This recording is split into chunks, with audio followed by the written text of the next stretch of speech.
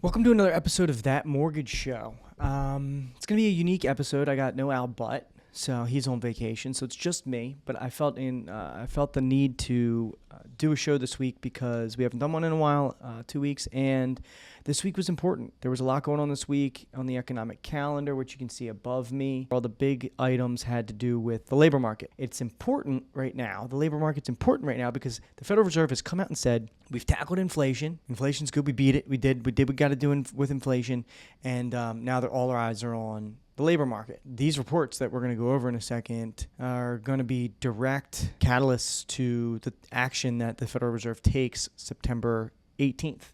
So we'll get right into it. So on Wednesday, the first big report to come out was the job openings report, or JOLTS report. So the JOLTS report is how many new jobs are out there, how many positions, who's hiring. Let's get right into that. Job openings fell more than expected in July, another sign of labor market softening. So if you're out there looking for jobs, not easy to find them because there aren't that many and there are less than were expected. I got a quote here from the head of economic research at Indeed Hiring Lab, Nick Bunker.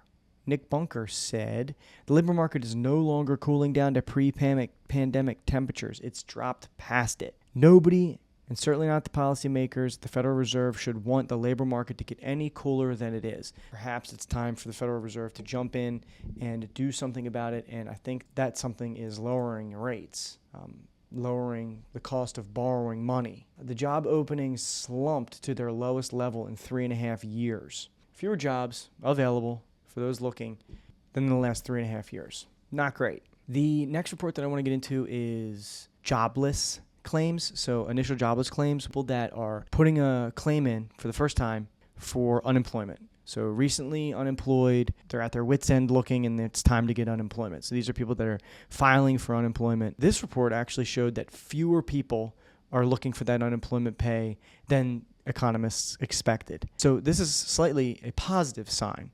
I should mention that this is a weekly report, whereas the job openings report is monthly. So maybe this report is just not caught up to what's really going on, or maybe it's an anomaly. I don't know. It seems a little strange that they kind of contradict each other.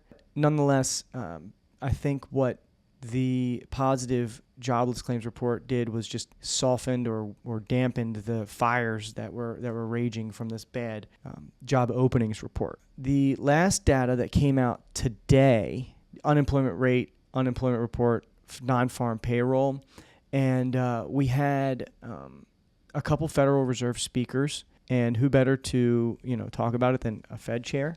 They certainly know more than I do.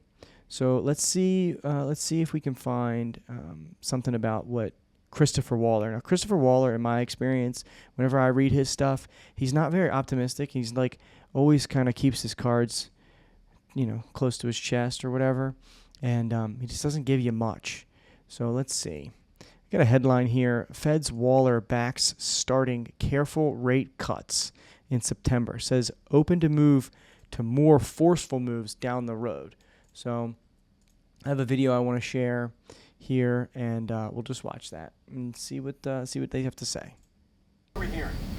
Good morning, Brad. We're just hearing from Fed Governor Chris Waller, who says the time has come to cut interest rates at the next policy meeting. It doesn't get any more clear than that. Those comments being made in a speech entitled "The Time Has Come" at the University of Notre Dame, where he also talks about the jobs report, saying that the August jobs report supports the story of an ongoing moderation in the labor market. He says, quote, today's jobs report continues the longer-term pattern of a softening of the labor market that is consistent with moderate growth in economic activity. Waller said that while the labor market has clearly cooled based on the evidence he sees, he does not believe the economy is in recession or necessarily headed for one soon. He says, though, to maintain the economy's growth, the Fed needs to cut rates. He sees a series of rate cuts, noting that if subsequent data shows significant deterioration in the job market, the Fed can act, quote, quickly and forcefully to cut rates. He says he's open-minded about the size and pace of cuts based on the data, and if the data support cuts at consecutive meetings, he is for that. He says if the data supports cuts, the need for larger cuts, he's also in favor of that. And Brad, he also said he was in favor of front-loading rate hikes when inflation spiked back in 2022, and if needed, he would be in favor of front-loading large rate cuts if appropriate. Back to you, Jennifer. Thanks. Thank you, Jennifer. So, my takeaway is Christopher Waller is usually pretty standoffish, or I guess as they say, dovish, about moves to make, or he has been since I've been watching him the last year and a half or whatever. So for him to come out and say, like, it is time for rate cuts, that must really mean that it is. And then if this data, this softening labor market continues, maybe they'll get more aggressive with rate cuts. And the other key takeaway for me was he was a proponent of front-loading the rate hikes, so like doing big hikes up front, and so he takes the same stance with rate cuts. So he's in favor of big rate cuts up front.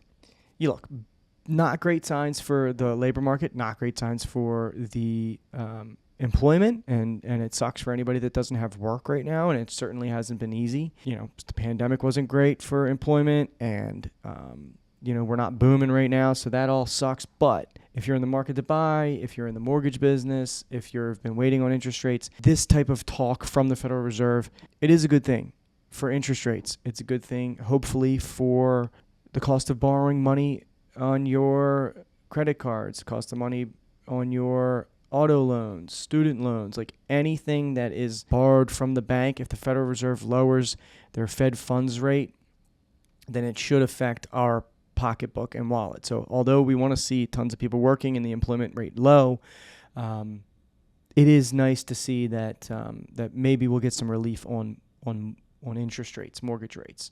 So we see here the 10-year Treasury bond, which is,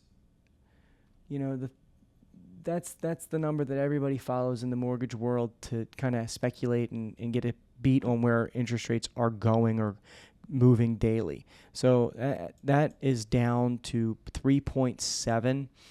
It touched 3.6 today, and it's a pretty big deal. Like I said, it was bouncing between 3.9 and 4, 3.8 and 3.9. Now it's like 3.7, 3.8. So as that continues to go down, and if you want to jump on Market Watch or CNN Money, you can follow the 10-year Treasury bond there. And, it's pretty tried and true that if the 10-year goes down, mortgage rates follow. Now, one thing that was brought up earlier this week, and you're probably going to start hearing about it, is an inverted yield curve. An inverted yield curve is when the shorter-term Treasury yields are higher than the longer-term Treasury yields. I'm not an economist. I don't really know how application of this, but you do hear people like talk about an inverted yield curve is the first indicator of a pending recession. So, that's what they say. I don't know what that means. I've heard it said. So an inverted yield curve, maybe look into like inverted yield curve, and the last time there was an inverted yield curve, was it prior to a recession? Economists aren't like talking about a recession. Fed Chair Waller, even in that video, was quoted as saying he doesn't think we're heading for a recession. So be on the lookout. You might start hearing, especially if you're in the mortgage world, inverted yield curve. So, look, that's all I've got for this week. And I hope that Al is back soon. Doing stuff alone isn't fun.